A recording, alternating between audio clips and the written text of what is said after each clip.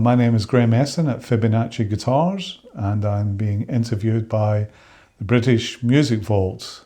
So thanks very much for doing this interview for us. Okay, well, I got involved in music in my early days, well, sort of 12, 13, 14 years of age. Initially playing guitar, but sort of evolved into bass guitar.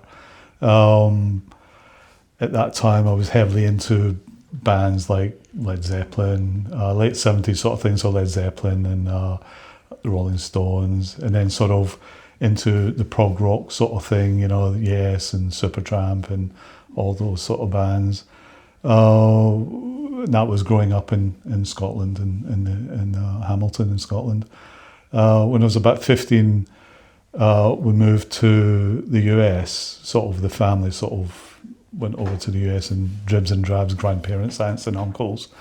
And eventually I ended up there and continued playing music, you know, local bands and just having fun really. But I was always really attracted to the recording side of it. And so when I was about 17, 18 years of age, we built a little 8-track, Fossex 8-track recording studio, which was a converted garage, and sort of started dabbling in recordings and things and bits and pieces at that point. Had some old bits and pieces like an old Echoplex, old Mellotron keyboard, Rickenbacker basses, Fender dual Showman amplifiers, things like that, you know, and which are all very sought after now, but back then that was in the early 80s. So the sort of new romantic thing was happening, and the more modern technology was coming along. So these old vintage things were not so desirable then. So I kind of wish I'd hung on to them, but anyway, that's life. But then what happened was my mother came back to the UK. She got ill, so I came back, and it was a kind of semi-permanent move because, you know, she got ill and I had to sort of be with her. And then you get settled down and sort of always planned to go back to the States, but never did, and remained in the UK. Over the whole period of playing music, I was also training to be a retoucher, photographic retoucher, and actually sort of got out of the music industry completely for a while, and travelled the world as being a retoucher for a computer graphic company based in Hemel Hempstead, of all places. But just being out the UK, away from the music industry, I lost touch with it, you know, and which, you know, wasn't a good thing to happen at that point, but it is what it is. And then sort of stopped traveling so much and started getting back into music again, which was great. And and decided to buy a very infamous pub in Kingston upon Thames called the Robert Peel. I don't know if you remember that, but and we developed that into a fantastic music venue. It was a partner and myself, and we had 70 odd bands a month go through there. Built rehearsal studios downstairs, so it was a real thriving music community. And anyway, I had that for about 10 years. Decided to sell up, get out, built another recording studio, and set up a small independent record company.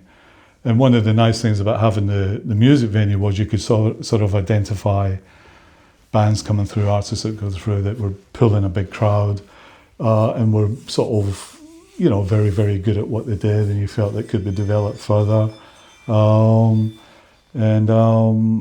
Anyway, sort of built the studio, set up the record company, developed. There was about 4 or 5 bands that were developing, working with, recording their albums. Some of their albums are over there actually, but it was a view to sort of then put them onto a bigger record company.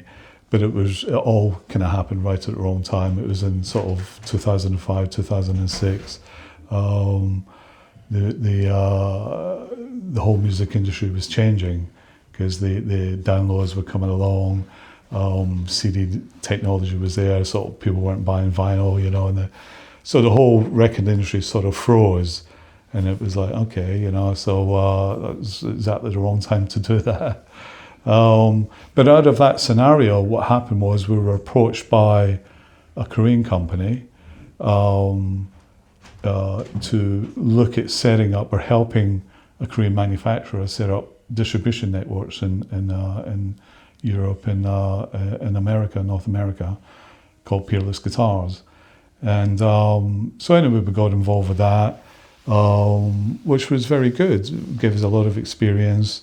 No experience of the manufacturing music industry prior to that, but our background lent itself well to that part of the process of developing distribution networks and opening up sort of avenues for establishing that product in Europe and America. So did that for a number of years. But one of the difficulties was dealing with Peerless was a manufacturer halfway around the world who didn't understand the music industry. So while we were a bit a conduit for doing that, it was always a kind of fight, always a battle, and trying to develop product range and you know, sort of establish them properly as a brand. Anyway, sort of in about 2013, we decided to part ways, and that's when we set up Fibonacci Guitars. And Fibonacci Guitars is sort of what I kind of wanted to do with Peerless, you know, the product range and developing those products and focusing on specifically the jazz market, because it's a niche market, but it's very affluent, and most people who are buying high quality jazz guitars are not particularly new players. You know, they've been playing for a long time and developing their abilities, you know, and then sort of going into jazz. So it's so yeah, that's how the sort of Fibonacci thing developed.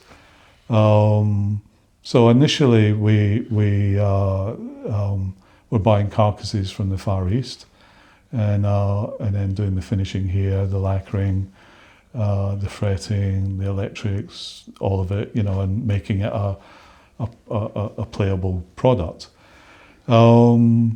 But you know, that had its problems. You know, when you're buying, you know, carcasses from halfway around the world, you know, there's sort of issues that you come across, mainly being the quality of materials.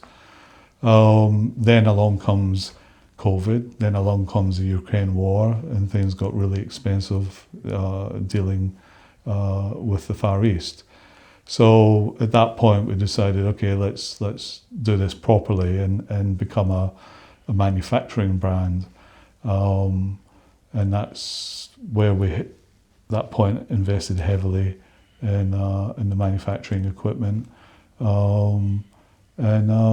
Yeah, that's where we're at now, you know. So it's yeah, everything's 100% made in the UK. We have control over the materials. We've got good suppliers both on the continent and in the UK. We do all the natural cellulose lacquering. So there's very little that we buy from elsewhere, really. You know, I mean, the product range is kind of targeted to the aspiring player coming out of being a blues player or a Strat player or a Les Paul player or a rock player who want to go into jazz, you know, and may find it a bit cumbersome to be playing a 16 or 17 inch archtop, although we do have those in the range, but our focus is on 13, 14, 15 inch archtops. Yeah, that's sort of what it's all about, really. I mean, it's nice to be able to create a great product. We're a small team, three full-time, one part-time. We produce maybe 40 guitars a year. I'm quite happy with that quantity. You know, we can produce more, but that's comfortable for us. And basically at the moment we're only building to order. So there possibly is the option to go through a dealer network in the future, but at the moment we're just happy to build and deal with customers directly. So yeah.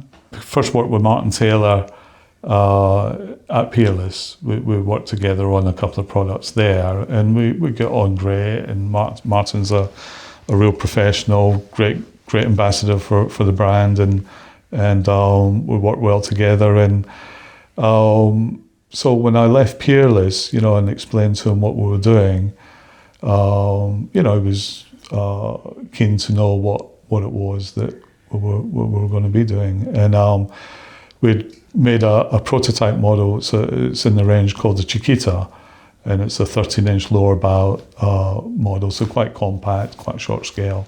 Anyway, he stopped by and he saw the guitar and he went, "Well, I really love this, you know, and could you make a 15-inch one?" And which we said absolutely, and which evolved into being the Joya, the Martin Taylor Joya Signature. So we've always had a really good working relationship with Martin. You know, we work together on products, you know, to you know, see what would work, see what the options are, see what the pickups to use, and, you know, what he wants to use the guitar for, you know. And we do two models for Martin, the Joya, which is the 15-inch lower bout with a Kent Armstrong floating pickup, and then the Lola, the Martin Taylor Lola, which is a floating John Dickinson pickup on it, which is quite a unique product in its own, series parallel split. And but Martin, when he goes on the road with like the great guitars, for example, with Ulf and Borelli, then he prefers to take the Lola because it works well with the two guitars that they play. You know, whereas when he does solo stuff, he tends to play the Joya because it's a bit more acoustic-y and lends itself well for that solo thing that he does. But yeah, I mean, Martin's a great guy, and we've always worked really well together. Working with Nigel came through Martin because Martin made that introduction, and you know, Nigel looked at our product range and we didn't really have anything that suited him. So we said, okay, well, let's create something, you know. And so what he was after, you know, worked out really well because we didn't have anything like it, you know, and it was a nice product to have in the range. And his is like a 17-inch lower bout, 56 millimeters deep, but it also has the floating John Dickinson pickup on it, which was developed by Nigel and John Dickinson together. I think it took about 2 years for them to work it out. And it is pretty much, you know, Nigel was looking for the Holy Grail prior to that, and that pickup seems to have ticked all those boxes for him. So it's a really nice product, which has recently built a signature for Borelli Le Green, which is a 7-string, which is you know, something that he hasn't really done a lot of in the past, played 7-string stuff, but so he's really keen to sort of explore that avenue, and you know, he's having a blast on that guitar at the moment, and that's fitted with a 7-string John Dickinson, and so at some point in the not too distant future we'll release that as another signature model. We work with Alessio Menconi in Italy. We do a signature for him, which is a 16-inch lower bout width, all carved, and he has got the Armand Dynasonic on that, but it's not the floating one; it's a set-in one. So it was an interesting product to work with, you know, designing and developing that pickup configuration and how that works as a set-in option. So yeah, I mean, that's some of the artists that we work with, you know. So this, for example, is based on the Borelli Green signature. So it's a 15-inch lower bout, and it's 56 millimeters deep, all carved Carpathian spruce top and carved flame maple back and sides, one-piece flame maple neck, 15-inch neck joint, 22 frets, and 6 to 5 millimeter scaling. This particular one's fitted with a set-in hand-wound Kent Armstrong, and it's finished in an antique blonde natural cellulose lacquer. I mean, the Fibonacci name came initially. We were working on developing a product for peerless, and just sort of doing research and things and looking at names, and the Fibonacci name popped up, and of course the Leonardo Fibonacci connection, you know, him being a mathematician, so it lent itself well to what we're doing. And you know, did the research on it, and it hadn't been trademarked as a name to be used for the music industry or musical instruments. So we grabbed that, you know, because it, like I said, you know, it sort of ticked all those boxes, and designing the logo, the name and the logo took a while, because it just needed to be right, you know, and so, you know, spent hours and hours and hours coming up with that, you know. Eventually we got there, so I think it looks good. So, and it sounds good as well. So, but yeah, I mean that's the name. The guild, yeah, we were contacted by the Guild of Master Craftsmen, which is a long established, what do you call the entity in the UK? I mean, and they're there to support craftspeople, you know, and traditionally it was mainly the building industry that they supported, and carpenters, plasterers, builders, bricklayers, all that. But you know, the last few years they've you know, become more involved supporting people like ourselves, and yeah, you know, so and it's not an easy organisation to get into. You know, you've got to tick a lot of boxes, and you have to abide by their code of conduct. You know, and you know, so it's a good entity to be involved with. You know, they help support us, we help support them, yeah, it's all about, you know, enhancing the quality of what we do. So we only produce carved arch tops, you know, and you know, basically what we do is we start with a piece of material that's 40 millimeters in depth, and then carve that down to about 4 millimeters. 4 millimeters in the middle, about 3 millimeters around the edge. And the reason we start with that depth of material is to allow us to get the enhanced arches on the guitar. It's sort of a fine balance. If you make it too arched, then it'll vibrate less. If you have it less arched, then it'll there's less volume there for the acoustics to ring. So it's kind of getting that balance right, which takes a lot of development time to work out.